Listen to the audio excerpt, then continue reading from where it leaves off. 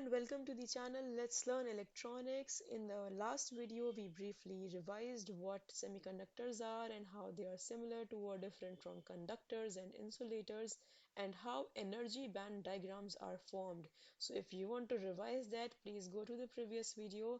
Otherwise, let's move ahead and quickly discuss what intrinsic and extrinsic semiconductors are. What are intrinsic semiconductors? Those semiconductor materials which are carefully refined and they are purified that they reach to a certain purity level, they are called intrinsic semiconductor materials. This intrinsic word means pure. So those materials which are in a pure form, they are called intrinsic semiconductors. इसे आसान भाषा में समझें तो let's refer to this representation of a crystalline structure. This is how these silicon atoms are closely bonded together and electrons are being shared. So जब ऐसे 100 million parts होंगे और उन 100 मिलियन पार्ट्स में कहीं एक छोटा सा इम्प्योरिटी कंटेंट, एक से भी कम छोटा सा इम्प्योरिटी कंटेंट एग्जिस्ट करता हो, वो तो परमिसिबल लिमिट है और हम ऐसे मटेरियल को तो प्योर फॉर्म एक्सेप्ट कर लेते हैं। अगर बहुत सारे इम्प्योरिटी कंटेंट्स पाए जाते होंगे यहाँ भी, other then in that case उसकी प्योरिटी जो है वो लूज हो जाएगी और वो मटेरियल इंट्रिंसिक नहीं कहलाएगा। Otherwise if we have processed it perfectly and the crystalline structure is almost like this, perfect with minimum impurity content, then such materials would be called intrinsic semiconductor materials. Now let's see what is a hole. पिछले video में whole को mention नहीं किया था, so here I'm going to tell you what is a hole, and before reading these definitions, let's try to understand that in a different way. Just imagine a classroom and suppose this teacher is a nucleus and these kids sitting here are the electrons in the first shell. Now here you can see a backbencher. He is very happy because he is kind of away from the teacher and he happens to jumps out of his place. He gets an opportunity to jump out and run away of its classroom. And here we can see his empty bench. So this kid can be referred to a free electron, and the place which is left over here, the empty seat, can be called a hole. जब ये बच्चा भाग गया class से उठ के, so this hole can be is equivalent to this empty bench or seat. बाकी सब स्टूडेंट्स तो शेल में ऐसे ही ट्रैवल कर रहे हैं, ये टाइटली बाउंड न्यूक्लियस के पास ये इलेक्ट्रॉन्स हैं, ये वैलेंस शेल के एटम्स हैं, वो इलेक्ट्रॉन्स हैं, और ये जो क्लासरूम से उठ के भाग गया ये बच्चा है फ्री इलेक्ट्रॉन। हमें समझना है अभी होल। ये जो इसकी बेंच है, ये जो इसकी सीट है, यही है इसका होल। अब उसी क्लासरूम सिचुएशन को इस क्रिस्टलाइन स्ट्रक्चर पर ओवरलैप करते हैं। Let's compare the same situation over here.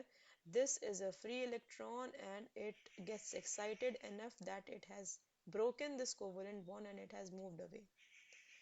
This is the free bench, the hole which is created.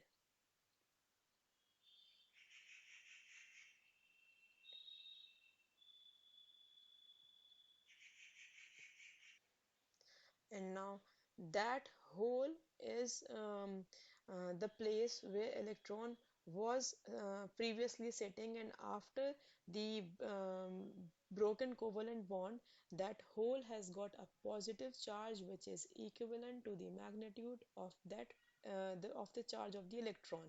जितना चार्ज उस इलेक्ट्रॉन में था, negative charge, that hole will hold the equal amount of positive charge in it, and that is why the hole is mentioned as a positive charged particle. Now let's consider a situation when an electron and hole may see each other again. When temperature is increased, more electrons are excited, covalent bonds are broken. So there is often a situation when an electron will strike the hole again, because hole is a positive charge vacancy. It keeps on attracting the nearby electrons. They keep on calling them कि आ जाओ, मैं hole हूँ, positive charge हूँ, just sit over here and stay calm. So there may come a situation when the electron will ultimately um, reach to a hole again and they will recombine. Assume कर लें, it's a free electron. It was very excited earlier because of temperature rise, but now it has found a hole, a place to sit and become a calm electron again. This process of recombination of hole and electron is called recombination. This process of um, uh, this process when electron and hole combine once again a stable covalent bond is created again. That is called the process of recombination. And the amount of time for which the hole was vacant, the amount of time for which the hole actually existed before the recombination, it is called the lifetime of that hole. जब तक वो free था, जब तक उसमें से electron jump करके बाहर चला गया था, and it waited for another electron to to fill that position again, that is called its lifetime. फिर वो vanish हो जाएगा hole. जितने ज़्यादा इलेक्ट्रॉन्स पाए जाएंगे मटेरियल में, उतना ही शॉर्ट उसका होल का लाइफ टाइम होगा. If a material has abundance of electrons roaming around here and there, उतनी ही प्रोबेबिलिटी ज़्यादा होगी that the whole will recombine immediately and its lifetime would be very short.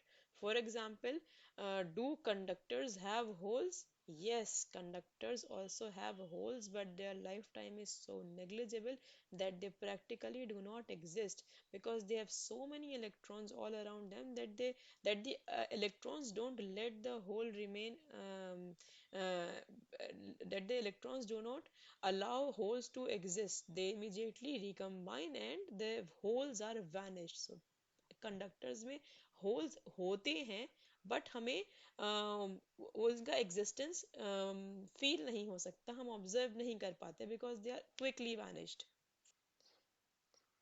But in case of semiconductors, because this kind of process happens and a hole is created and the hole invites another adjacent electron that now I'm free, come here, and it breaks this covalent bond, and this electron now becomes friend with this hole and he jumps out of its place. जो यहाँ बैठा था वो वहाँ shift हो गया. Now a void is created here, and this way a hole has moved here, a hole has moved here. Because of the jumpy movement of electron, a hole has moved here, and this is how randomly the holes also move within the crystal structure. One electron jumped, this hole attracted this electron jumped over here, and hole seems to be moving, but actually holes do not jump. Now if we quickly recall the relationship of temperature and resistivity here in this case of intrinsic semiconductor, when temperature rises, its resistivity decreases. And now let's quickly jump to extrinsic semiconductors. What are extrinsic semiconductors?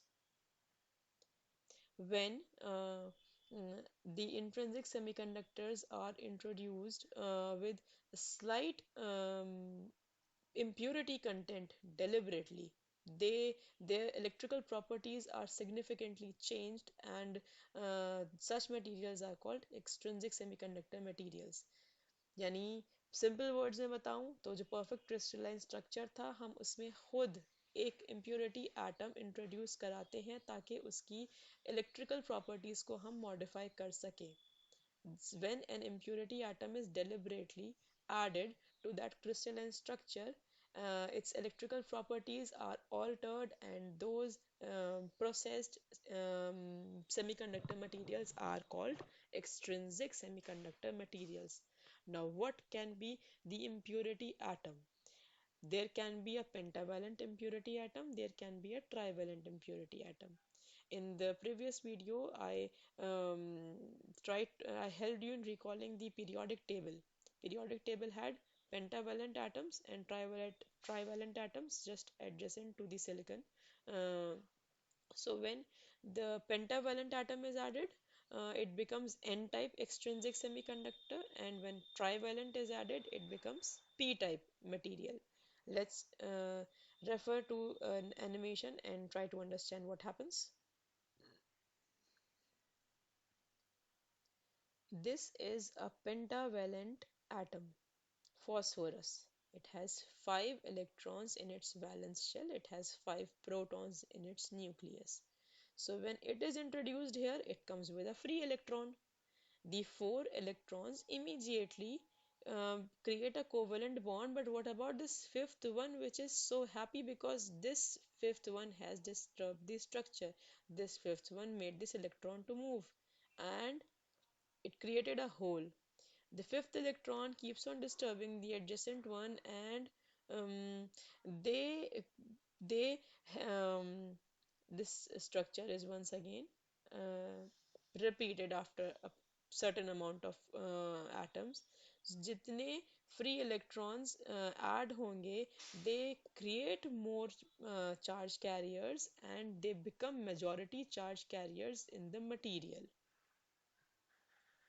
The material is called an N-type extrinsic material because it has abundance of negative charge carriers. Electrons are in majority because of this pentavalent impurity, and these electrons actually increase the conductivity and they help in current in the flow of current.